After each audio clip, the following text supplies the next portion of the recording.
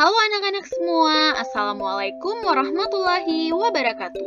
Kembali lagi dalam pembelajaran IPA bersama Bu Mulia. Pada pembelajaran kali ini kita akan membahas mengenai pemanasan global.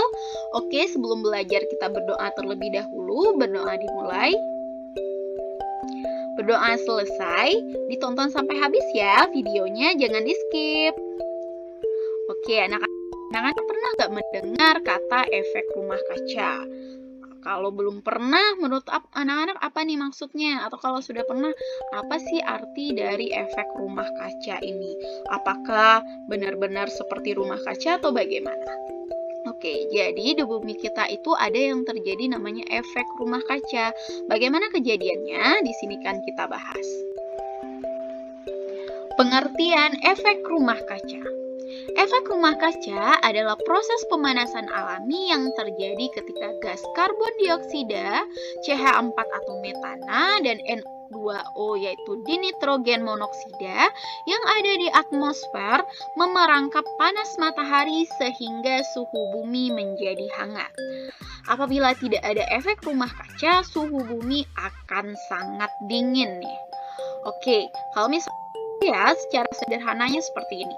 Kalau misalnya ini bumi dan ini matahari, panas matahari itu nanti akan mengenai bumi. Nah, ketika panas matahari itu mengenai bumi, dia itu akan memantul ke bagian luar kembali. Tetapi karena adanya gas rumah kaca seperti gas CO2, metana, dan N2O, panas dari matahari tersebut akan terperangkap di bumi dan menjadikan bumi itu hangat. Jadi ini bumi kita. Bumi akan menerima panas dari matahari. Pada bagian luar bumi terdapat gas rumah kaca. Ketika panas matahari mengenai bumi, panas tersebut akan terserap ke bagian dalam bumi dan membuat bumi tersebut menjadi hangat. Karena di bagian luarnya ini ada penahannya yang namanya gas rumah kaca tersebut. Tetapi panas matahari ini tidak semuanya diserap oleh bumi. Jadi nanti yang tidak diserap akan dikeluarkan lagi dan dipancarkan lagi dari bumi. Kita akan membahas mengenai pemanasan global. Oke, ini penjelasan kita tadi mengenai efek rumah kaca. Jadi tadi penjelasan kita itu apabila misalnya panas matahari mengenai bumi, panas matahari tersebut akan diserap oleh yang namanya bumi dengan adanya efek rumah kaca ini yang melingkupi. Jadi kalau tidak ada efek rumah kaca ini, panas mataharinya akan mantul lagi keluar dan tidak akan diserap oleh bumi. Dan ini menjadikan bumi itu hangat. Nah, tetapi sebagian panasnya itu nanti dikeluarkan lagi dan dipantulkan ke ruang angkasa. Jadi suhu buminya tidak terlalu panas. Tetapi karena meningkatnya konsentrasi gas rumah kaca, hal ini menyebabkan panas tersebut semuanya terperangkap di bumi dan tidak bisa terpantul lagi keluar.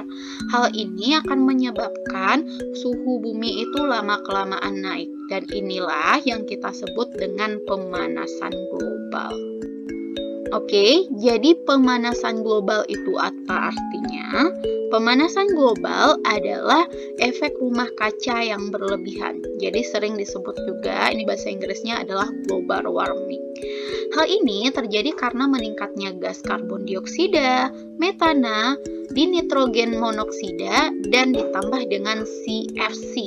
Maka panas matahari yang ke bumi akan semakin terperangkap dan tidak bisa lepas dari bumi. Hal ini menyebabkan suhu bumi semakin meningkat. Inilah yang kita sebut dengan pemanasan global. Jadi kalau tadi kita bahas efek rumah kaca itu baik, tetapi kalau dia berlebihan itu yang bermasalah. Hal ini yang menyebabkan pemanasan global tersebut. Oke, di sini kita akan lihat nih, bumi tanpa efek rumah itu akan sangat dingin. Karena panas matahari yang mengenai bumi itu kan langsung terpantul keluar, tidak ada efek rumah kaca yang menahannya.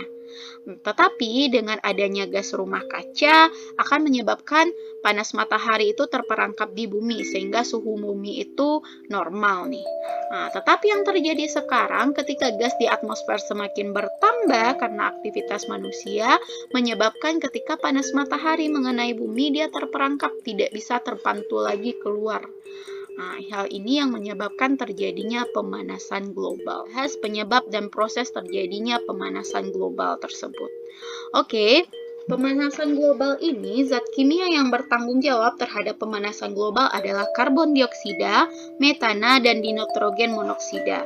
Yang pertama, karbon dioksida berasal dari asap kendaraan bermotor, asap mesin industri, dan asap kebakaran hutan juga meningkatkan kadar karbon dioksida di atmosfer. Sedangkan metana adalah gas yang terbentuk secara alami oleh alam berasal dari kotoran hewan, sampah-sampah organik, bahkan kotoran manusia juga mengandung gas metana. Yang terakhir adalah dinitrogen monoksida. Gas ini diproduksi oleh aktivitas bakteri, namun sekarang manusia memiliki peran meningkatkan volume dinitrogen monoksida.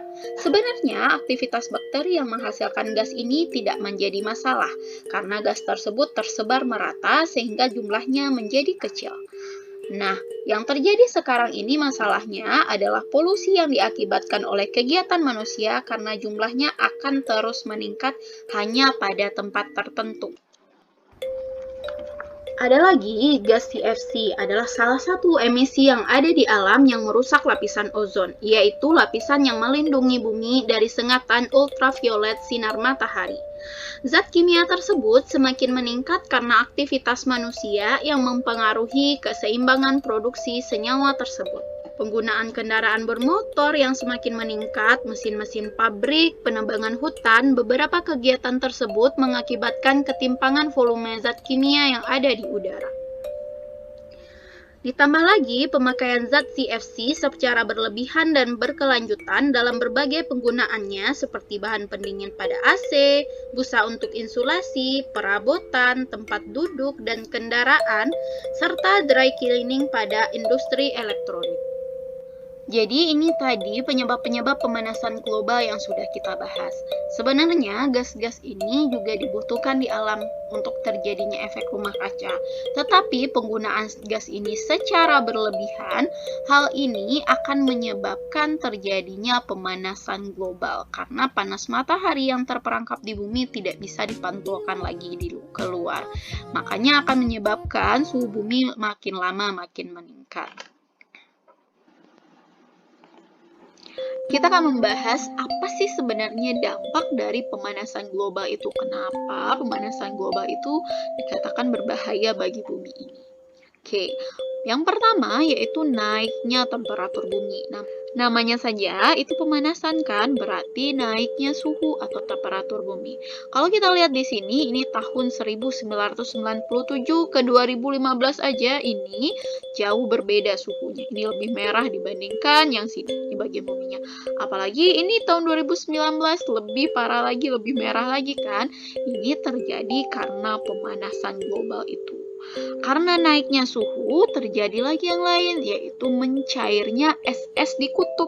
Jadi ini kalau kita lihat, es itu di kutub semakin lama semakin berkurang dianya. Ini tanggalnya, kita lihat tuh, dari beberapa bulan saja es-es di kutubnya itu berkurang. Apa dampaknya es di kutub itu berkurang? Es yang mencair itu akan menjadi air, sehingga dia akan ke laut dan membuat tinggi permukaan laut. Hal ini akan menyebabkan pulau-pulau akan tenggelam. Salah satu yang bisa tenggelam adalah daerah tempat kita tinggal, yaitu Jakarta Utara, karena daerah ini dekat dengan laut dan rendah. Jadi kalau permukaan lautnya ini semakin lama semakin naik, diperkirakan tahun 2050 daerah Jakarta Utara ini bisa terbenam seluruhnya. Oke, yang keempat yaitu kepunahan berbagai jenis spesies. Ini contohnya tadi, kalau misalnya es-esnya mencair, bagi beruang kutub dia tidak mempunyai lagi tempat tinggal, atau bagi hewan-hewan yang lain yang tidak kuat dengan kondisi cuaca yang sangat tinggi, sangat panas, akan menyebabkan hewan tersebut akan mati. Selanjutnya yaitu kegagalan panen akibat perubahan iklim. Jadi iklim yang berubah-ubah pasti tidak akan bagus untuk tumbuhan, sehingga tidak akan menghasilkan hasil panen yang bagus. Jadi akan merugikan bagi para petani.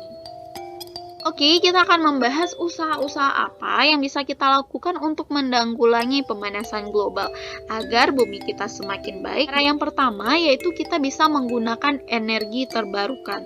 Maksudnya adalah kita menggunakan energi yang bisa diperbarui terus dan tidak akan habis seperti energi angin, energi matahari, kemudian energi panas bumi dan energi ombak ataupun energi dari biomasa nih. Ini bisa kita gunakan, tapi kita harus mengurangi penggunaan batu bara, minyak bumi, gas alam dan lain-lain karena ini mereka itu tidak terbarukan dan juga dalam proses penambangan atau penggunaannya itu mereka menghasilkan polusi yang menyebabkan peningkatan pemanasan global. Oke, untuk yang kedua, kita meningkatkan efisiensi bahan bakar kendaraan. Ini maksudnya apa? Walaupun kita menggunakan kendaraan, agar tidak terlalu banyak kita menggunakan bahan bakar, kita meningkatkan kondisi kendaraan kita nih. Misalnya nanti mesinnya kita ganti apabila sudah rusak, agar nanti dia tidak mengeluarkan asap yang terlalu tebal yang nanti menyebabkan polusi juga. Oke, selanjutnya itu kita mengurangi penebangan hutan. Ya, jangan lakukan penebangan hutan, tapi yang harus kita lakukan adalah kita melakukan reboisasi nih. Selanjutnya, kita bisa mengurangi penggunaan produk-produk yang mengandung CFC dengan menggunakan produk-produk yang ramah lingkungan. Jadi, seperti yang kita contohkan tadi, produk yang mengandung CFC itu misalnya ada kulkas, ada AC, dan produk semprot seperti itu, air spray.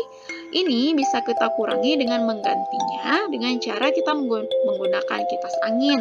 Ataupun kalau mau menggunakan kulkas, gunakan yang ada lambang non-CFC-nya. Jadi, misalnya tertempel di sininya ada non-CFC.